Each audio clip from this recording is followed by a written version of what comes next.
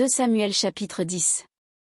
Après cela, le roi des fils d'Amon mourut, et Hanan, son fils, régna à sa place.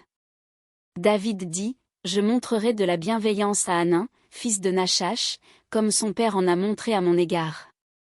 Et David envoya ses serviteurs pour le consoler au sujet de son père.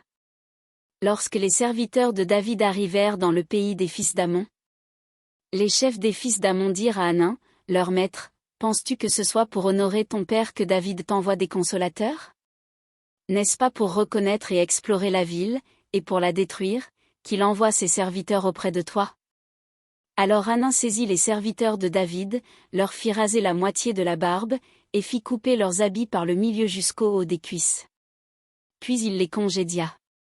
David, qui fut informé, envoya des gens à leur rencontre, car ces hommes étaient dans une grande confusion, et le roi leur fit dire, restez à Jéricho jusqu'à ce que votre barbe ait repoussé, et revenez ensuite.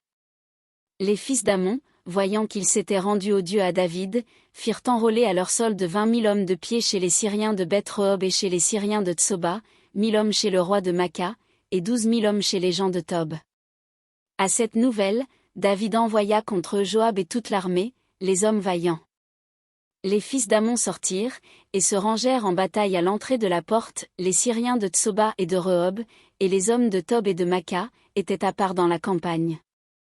Joab vit qu'il avait à combattre par devant et par derrière.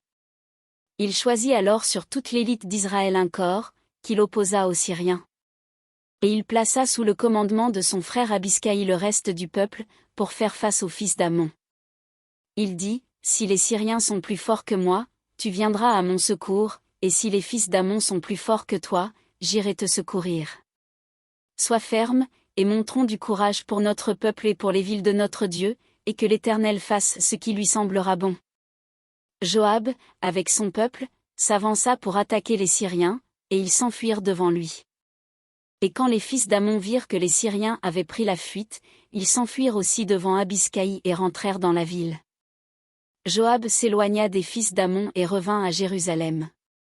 Les Syriens, voyant qu'ils avaient été battus par Israël, réunirent leurs forces.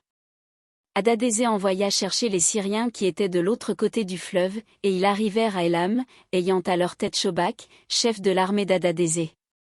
On l'annonça à David, qui assembla tout Israël, passa le Jourdain, et vint à Élam. Les Syriens se préparèrent à la rencontre de David, et lui livrèrent bataille.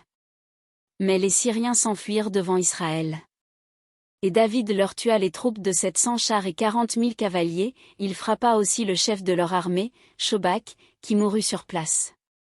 Tous les rois soumis à Hadadézé, se voyant battus par Israël, firent la paix avec Israël et lui furent assujettis. Et les Syriens n'osèrent plus secourir les fils d'Amon.